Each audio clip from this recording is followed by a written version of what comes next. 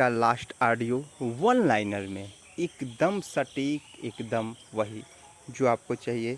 तो अभी भी रिक्वेस्ट है, जो लोग भी अभी ऑडियो नहीं सुने हैं, अभी बहुत टाइम है, ऑडियो सुन लें। मूल्यांकन का अर्थ होता है मूल्यों के आकलन को मूल्यांकन कहते हैं। मूल्यांकन सतत होना चाहिए, हमेशा होना चाहिए।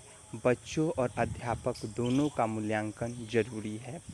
कक्षा कक्ष में गतिविधि के द्वारा पढ़ाना चाहिए, रचनात्मक रूप से पढ़ाना चाहिए, प्रत्यक्ष रूप से पढ़ाना चाहिए, मूर्त ज्ञान देना चाहिए। वंडूरा साहब ने सामाजिक अधिगम का सिद्धांत दिया। वाइगोस्की साहब ने सामाजिक संस्कृति का सिद्धांत दिया। वाइगोस्की साहब ने अंतर संबंध पे काम किया। अंतर संबंध का अर्थ था सामाजिक और सांस्कृतिक का दोनों का होना। कोहल वर्ग ने 3 अवस्था बताया: पूर्व परंपरागत, परंपरागत, उत्तर परंपरागत। पूर्व परंपरागत का अर्थ था बच्चे को पुरस्कार और दंड के माध्यम से पढ़ाना। परंपरागत का अर्थ था कानूनी व्यवस्था को और समाज को जानना। उत्तर परंपरागत का अर्थ था समाज को पूरे तरीके से जान लेना और अपने अधिकार को भी समझ जाना। ध्यान रखेंगे सभी बातें। बुद्धि जो होगी वो व्यापकता रूप से चलेगी, बुद्धि जो होगी अमूर्त रूप से चलेगी, बुद्धि जो होगी सामाजिक रूप से चलेगी। समाज में जब बालक आता है तो वह परिवार के द्वारा, माँ के द्वारा ज्ञान का अध्ययन चालू करता है। परिवार के ज्ञान को अर्जन कहते हैं और यह अनौपचारिक शिक्षा है। अनौपचारिक शिक्षा एक ऐसी शिक्षा होती है जो बिना अध्यापक के, बिना समय के और बिना पुस्तक के दी जाती है। उस शिक्षा को अनौपचारिक शिक्षा कहते हैं। भाई एकदम इम्पॉर्टेंट। औपचारिक शिक्षा जहाँ विद्यालय, जहाँ समय, जहाँ अध्यापक आ जाता है।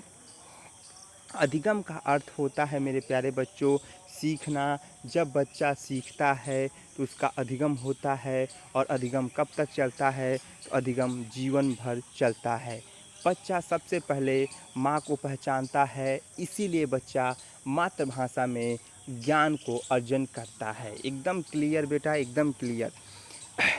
ध्यान रखेंगे। जीन पियाजे ने संज्ञानात्मक विकास का सिद्धांत दिया। पियाजे एक ऐसे मनोवैज्ञानिक थे जो मनोवैज्ञानिक से पहले इन्होंने अपने मनोवैज्ञानिक तो ये ऐसे ही थे, ऐसे मनोवैज्ञानिक थे जिन्होंने खुद अपने बच्चों पे ही सिद्धांत दिया था। उस सिद्धांत का नाम था संज्ञानात्मक विकास का सिद्धांत। और संज्ञान के द्वारा बोध का होना, बोध के द्वारा व्यापकता का होना, इन्होंने जीन पियाजे ने बताया।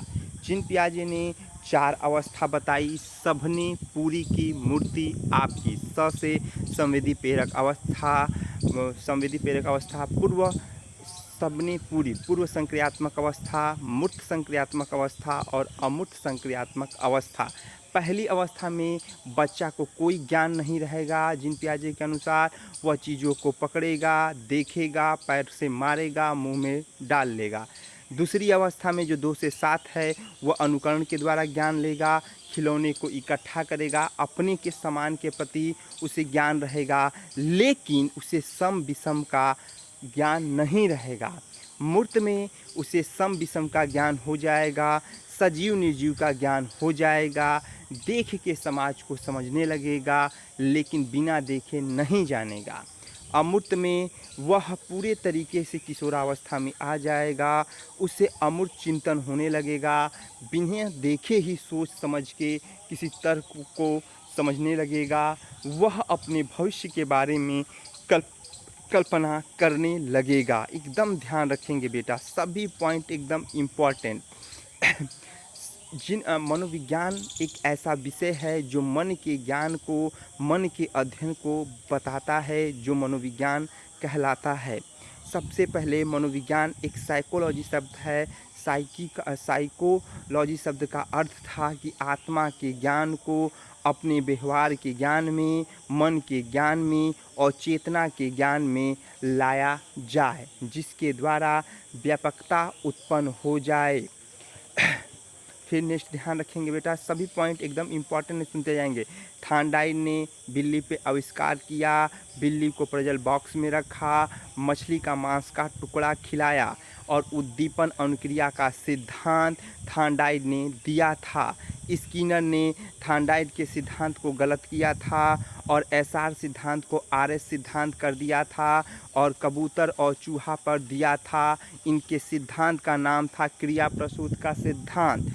फिर आते हैं पावलोव। पावलोव ने कुत्ता पर दिया था और इन्होंने बताया था बेटा कि बार बार प्रतिक्रिया एक समानता अधिकार पर जाए तो कुछ समय के लिए असमानता भी किया जाए तो वो समान व्यवहार करता है। कहने का अर्थ था घंटी बजा, वो पावलोव साहब घंटी बजाते थे, खाना देते थे, कुत्ते का लार का आना स्वाभाविक था, लेकिन कुछ दिन के बाद इन्होंने घंटी बजाया और वो खाना नहीं दिया और कुत्ते का लार आने लगा। यह अस्वाभाविक क्रिया होती है। कहने का अर्थ है बार बार स्वाभाविक क्रिया किया जाए, कुछ समय के लिए अस्वाभाविक क्रिया किया जाए, वह भी स्वाभाविक की तरह व्यवहार करता है। कोहलर ने सूझ का सिद्धांत दिया, अंतर्दृष्टि का सिद्धांत दिया, वनमानुष पे दिया, केला खिला के दिया और सोच समझ का सिद्धांत को भी कोहलर का ही सिद्धांत कहा जाएगा। जब बालक वृद्धि होता है, समाज में आता है, समाज के अनुरूप बदल देता है, चिकित्सक को बदल देता है और तनाव को, चेष्टा को बदल देता है या बदलने का प्रयास करता है। बालक हमेशा पाठ पुस्तक पर बल दे के या बोझ दे के शिक्षा को नहीं देना है, हमेशा पूर्व ज्ञान को नए ज्ञान से जोड़ के देना है। बालक जो हैं एक प्रकार के फुलवारी हैं और अध्यापक जो है एक माली है। माली जिस प्रकार से फुलवारी में पानी डालेगा, पेड़ पौधे में पानी डालेगा, वह अच्छा फल और फूल देगा। यह मारिया मांटेसरी के द्वारा कहे जाने वाला कथक है। अब ध्यान रखेंगे, जब बालक कुछ भी बनना चाहता है तो उसे समझ होनी चाहिए। वह समझ कहाँ से आती है?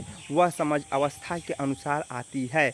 गर्भावस्था में बालक पहली बार जब आता है तो प्रथम अवस्था गर्भावस्था माना जाता है, दूसरा शैशवा, तीसरा बाल्या, चौथा किशोरा। गर्भावस्था में बालक जन्म से 9 महीना तक रह सकता है, 0 से 9 महीना 10 दिन तक रह सकता है।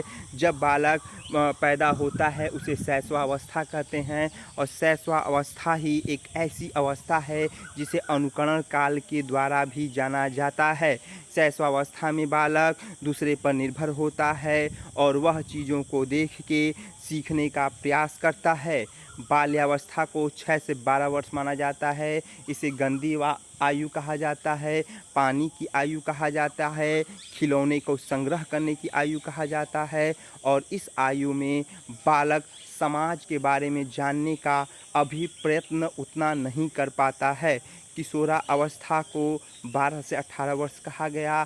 चिंतन की अवस्था, चेतना की अवस्था, तनाव की अवस्था, संघर्ष की अवस्था, सुझाव की अवस्था को किशोरावस्था कहा गया।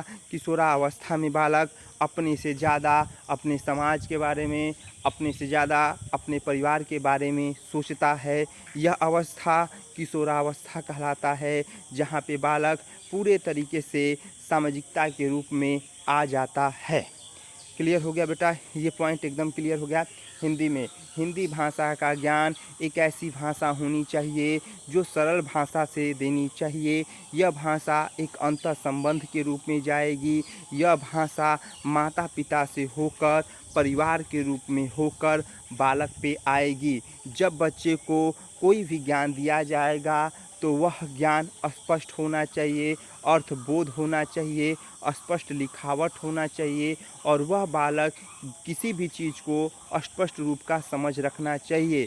अध्यापक जब बालक को हिंदी पढ़ाए तो बालक को ध्यानपूर्वक से पहले ग्रहण करना चाहिए, ग्रहण करने के बाद अभिव्यक्त करना चाहिए। सभी भाषा अंतः संबंध में होना चाहिए, सभी भाषा सुझाव रूप में होना चाहिए, सभी भाषा सुधकड़ी रूप से होना चाहिए। और जब बालक बोले तो उसे स्वतंत्र रूप से बोलने देना चाहिए, उसे बोझ नहीं देना चाहिए और उसे ज्ञान को अंतर्ज्ञान से, अंतःस्पष्ट से, अंतःक्रिया के माध्यम से उसे ज्ञान देने के लिए कहना चाहिए। जब भाषा का वो प्रयोग करेगा तो वह भाषा स्वतंत्र रूप से, पूर्व ज्ञान रूप से और पूर्व ज्ञान के माध्यम के रूप से वह बताएगा या बताने का प्रयास करेगा।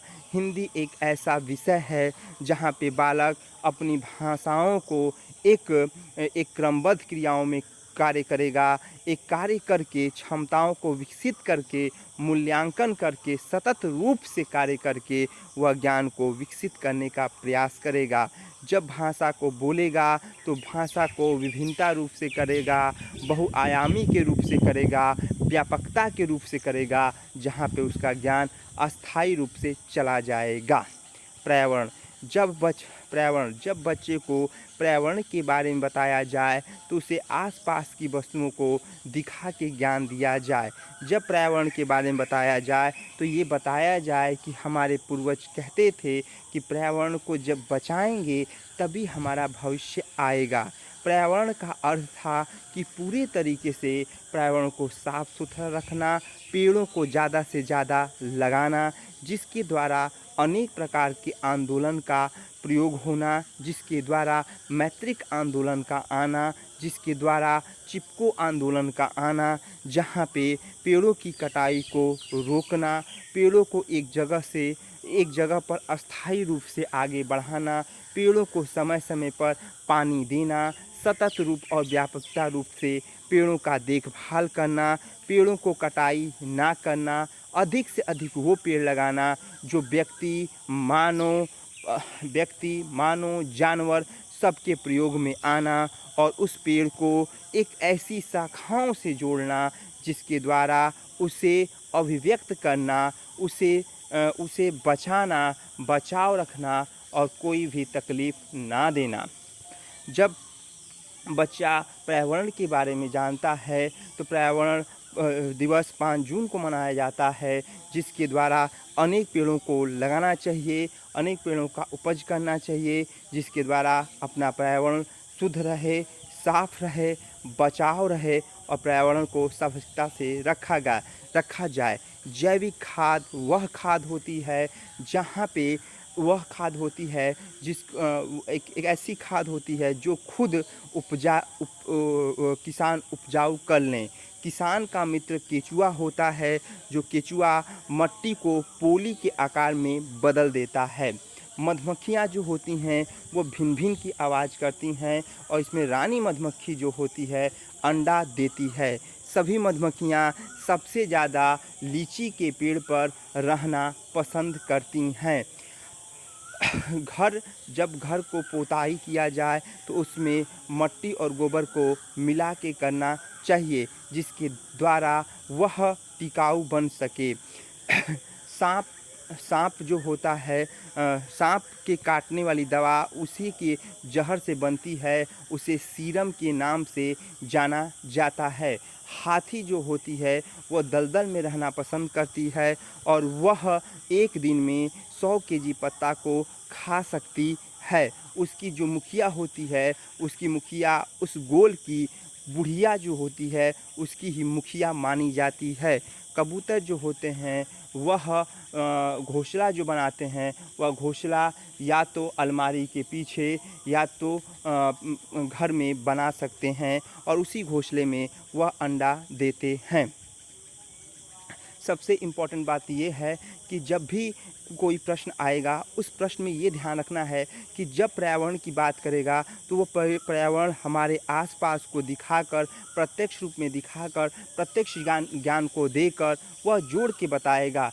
सबसे बेकार पौधा यूकेलिप्टस को माना गया, जो पानी के स्रोत को कम कर देता है, जो कि मनुष्य के पानी की तुलना में वह 7 मनुष्य का पानी एक दिन में वह एक पौधा पी जाता है। सबसे ज़्यादा ऑक्सीजन देने वाला पौधा या पीपल का पौधा माना जाता है और नीम के वृक्ष को और तुलसी के वृक्ष को भी माना जाता है, जहाँ से ऑक्सीजन मिलता रहेगा। तो जब बच्चों को ज्ञान दिया जाए पर्यावरण का तो वह ज्ञान घुमा के देना चाहिए, प्रत्यक्ष रूप से देना चाहिए, प्रत्यक्ष जानकारी के रूप में देना चाहिए, जिसके द्वारा उसका ज्ञान अस्थायी हो जाए। स्लॉथ एक ऐसा जानवर है जो सबसे ज़्यादा आलसी जानवर माना जाता है। यह पेड़ पर लटक कर सोता है और यह 17 से 18 घंटा सोता है। वह जब भी पेड़ पर से उतरता है तो बस मल मूत्र करने के लिए उतरता है और वह लटक के ही अपना जीवन काल ख़त्म कर देता है। इसका जीवन काल 40 वर्ष से 45 वर्ष तक ही माना जाता है।